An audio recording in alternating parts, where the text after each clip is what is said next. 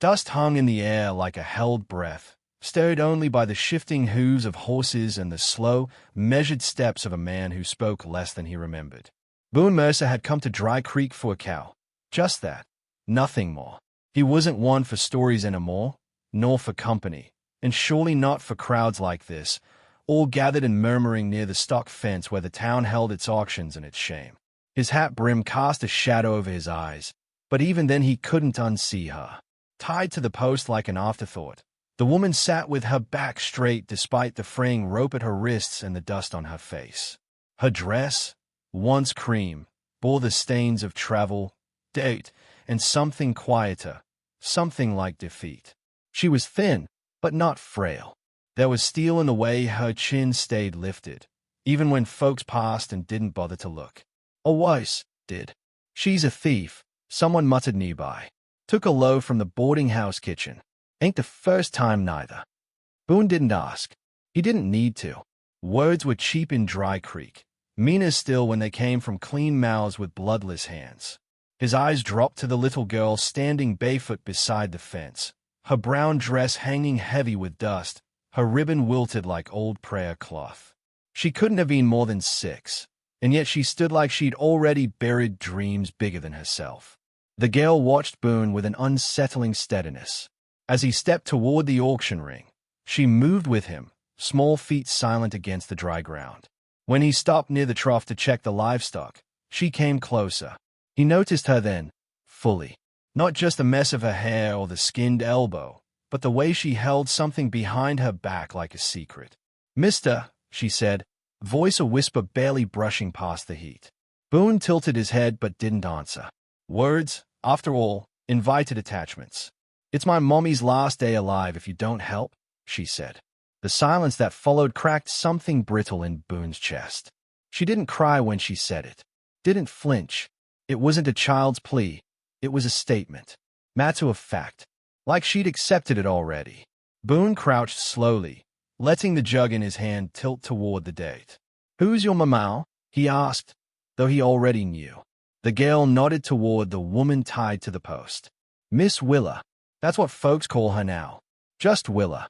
They're gonna take her somewhere bad after today. Real bad." Boone glanced over.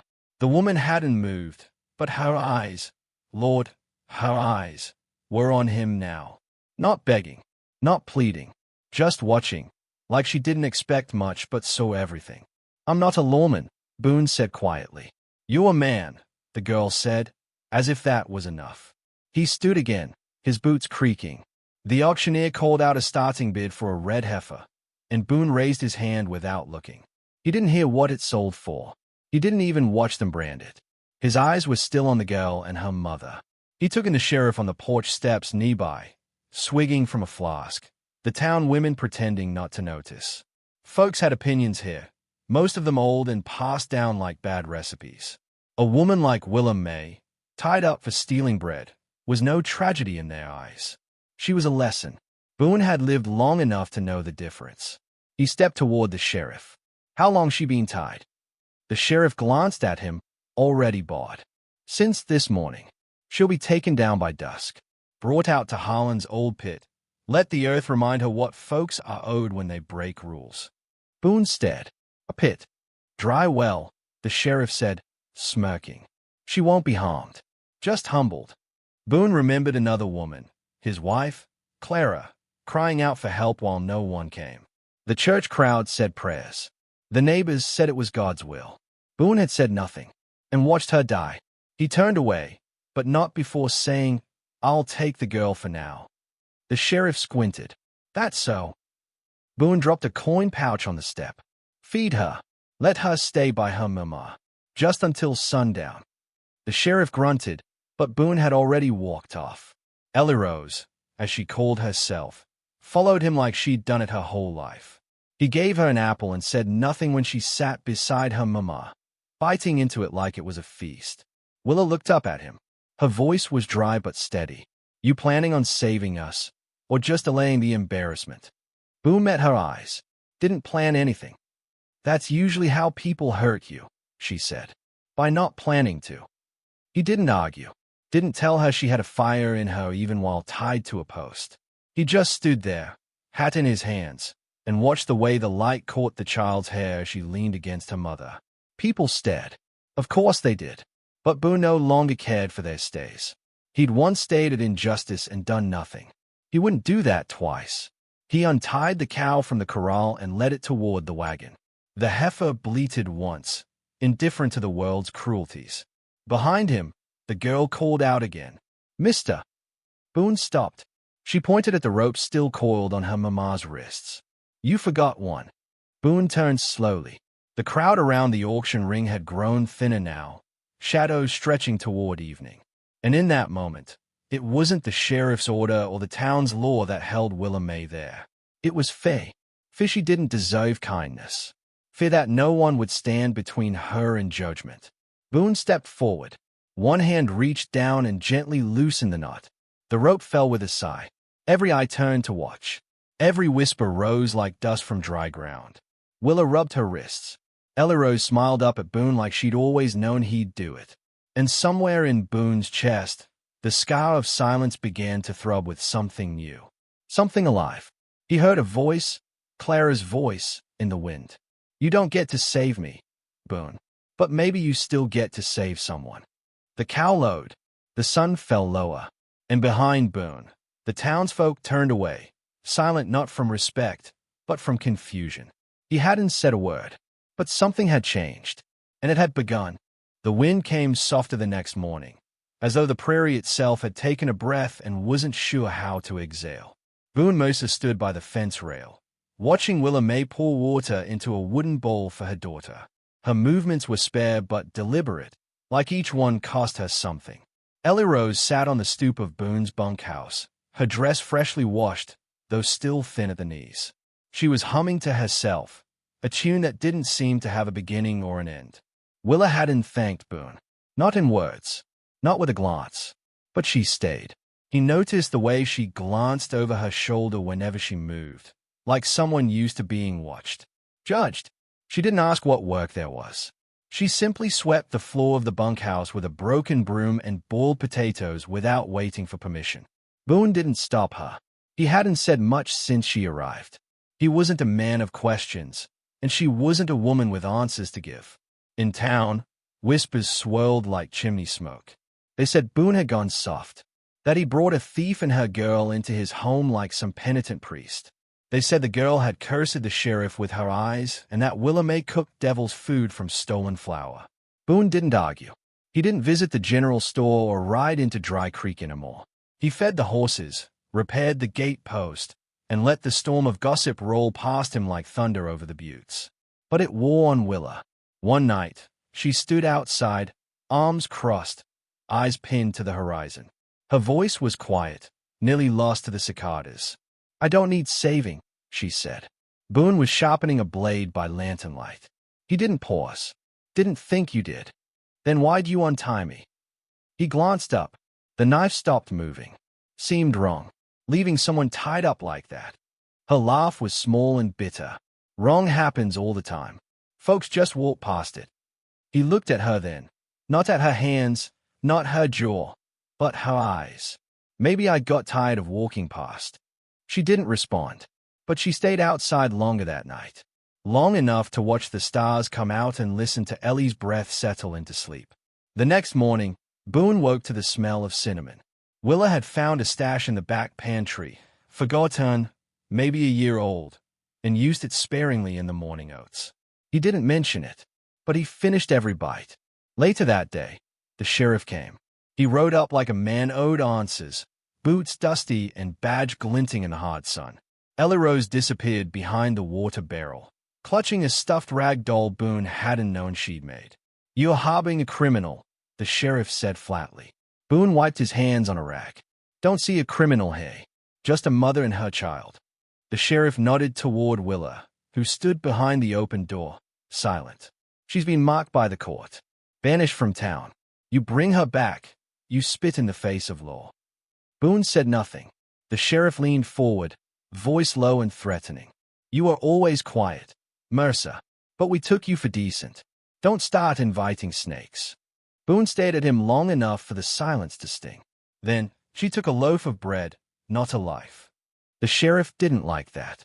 So you're choosing her? Boone didn't answer. The sheriff rode off in a cloud of insulted dust. That evening, Boone came back from the barn with a busted arm, burned and bleeding, the sleeve scorched to tatters. The lantern had tipped during his work on the stall door, and flames had leapt high before he dragged the last calf out.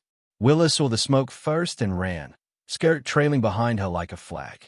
Ellie screamed as the fire rose, but Boone came through it, half dragging the stubborn calf, his arm catching the worst of it. He collapsed at the edge of the yard, gasping, one hand still clamped around the animal's halter. Willa dropped beside him, water in hand, sleeves ripped to bandage the burn. Her hands didn't shake as she wrapped his arm. Her lips pressed together so tightly the skin whitened. "You could have died," she muttered. Boone met her eyes, voice hoarse. "Could have left the calf. You didn't." He shrugged, one corner of his mouth twitching. "It's mine. Hasn't done anything wrong." She looked at him a long time, and for the first time since she'd arrived, her hand touched his, lightly, just enough for the calluses of their palms to meet. Inside, Ellie watched from the window, her small fingers fogging the glass. Boone's head tilted slightly as Willa's grip stayed. The moment passed quietly, but something shifted. Later, as Boone rested, Willa sat beside the bed. Her voice barely rose above the creak of the floorboards. "When I was little, my mama told me to keep my head down. Be small. Never ask for too much. I listened too well." Boone's eyes opened, slow but clear. "Maybe it's time to ask." She didn't respond, but in the quiet, something inside her finally exhaled. That night, Ellie climbed into the bed beside Boone, careful not to touch the bandaged arm. Willa stood at the doorway, unsure. Boone nodded once, and that was enough.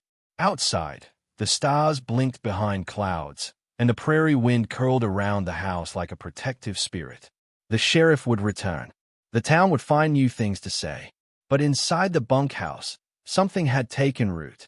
Not pity, not charity, something else. Something beginning. The storm rolled in slow, as if it didn't want to interrupt. Gray clouds curled along the horizon like old regrets, and the wind carried the smell of wet earth and distant fires. Boone stood beneath the porch overhang, arm still stiff in its sling, watching Willa hang wet laundry on a sagging line. The way she moved now, steady, unhurried, no longer belonged to someone looking over her shoulder. Ellie Rose ran barefoot through puddles, chasing a spotted chicken as though the world had never once tried to break her. The quiet between them had changed. It no longer stretched. It rested. But peace in Dry Creek never lingered long. The second fire came just after dawn. Boone had gone out early to check the fencing, a coil of wire slung over his good shoulder. The first flames licked up from the haystack, a cruel red ribbon climbing fast. By the time he sprinted back, the chicken coop was gone, the air thick with ash and the stench of spite. He didn't need to see the scroll of letters painted on the side of the barn to know who'd sent the message. Harlot, thief, sinner. The words bled down the boards like a wound. Willa stood frozen, arms wrapped around Ellie, who clung to her mother's waist in silence. Boone dropped the fencing wire and grabbed the pump handle, filling buckets without thinking. Willa joined him, sleeves rolled, fury blooming behind her eyes. Together they doused the remnants of the fire, not speaking. There was nothing left to say. The town had made itself clear. Later, with soot still clinging to their skin, Willa sat on the porch steps, shoulders hunched like the past had returned to claim her. "They won't stop," she whispered. "Not until they ruin you too." Boone sat beside her. "They already tried." Willa turned toward him. "You could tell them it was a mistake, that you didn't know who I was." "I do know who you are," he said softly. "That's why I stayed." Her mouth parted, but no sound came. She looked at him the way folks look at a lit match, like it might warm or destroy. That night, Boone hitched the wagon. He loaded what they had: blankets, flour, the last of the feed. Ellie helped, quiet but sure-footed. Willa stood near the edge of the pasture, arms folded. She didn't ask where they were going. Boone didn't say. As the sun sank, the sheriff returned. This time, he didn't ride alone. 3 men flanked him, faces familiar from the church pews and saloon stools. They didn't draw guns. They didn't need to. Their presence was its own threat, dressed in badges and righteous silence. "We warned you," the sheriff said, voice dry as sand. "We gave you a choice." Boone stepped forward. His sling was stained with smoke, his face smudged, but his eyes held. "I made it." "You protecting her, Boone?" one of the men asked. Boone looked to Willa, who stood unmoving behind him, then to Ellie, who gripped her mother's skirt. He didn't answer the question. He gave a truth instead. "She kept this place standing when I couldn't lift a hammer. She gave the girl hope when the world had none. And she gave me back something I thought was gone." The sheriff spat into the dirt. "She's a stain on this town." "No," Boone said. "This town is a stain on itself." One of the men stepped forward, but Boone raised his hand, not in violence, but in warning. "You want me out? I'll go. But she rides with me. You touch her, or the girl, and I swear to God, I'll make sure every sin you've buried comes roaring back to life." There was a moment, still and sharp.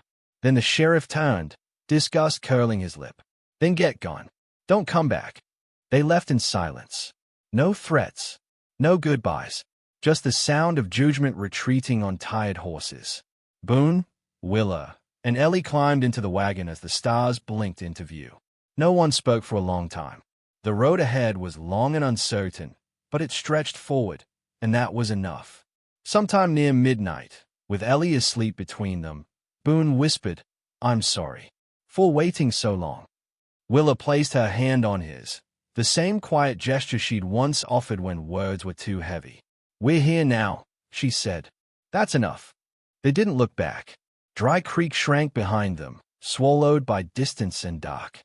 Ahead, the world lay quiet and vast, ready to be rewritten. And somewhere inside that silence, something healed. Not loudly, not all at once, but enough to believe again. And maybe that was the miracle. Two scarred souls finding shelter not in escape, but in each other. Sometimes, the bravest thing isn't fighting back. Sometimes, it's leaving the fire behind and choosing to build something new, with nothing but a burnt heart and a borrowed sunrise. You listening, friend? If you are, remember this. It's never too late to choose grace over ashes, even if the whole damn town's against you.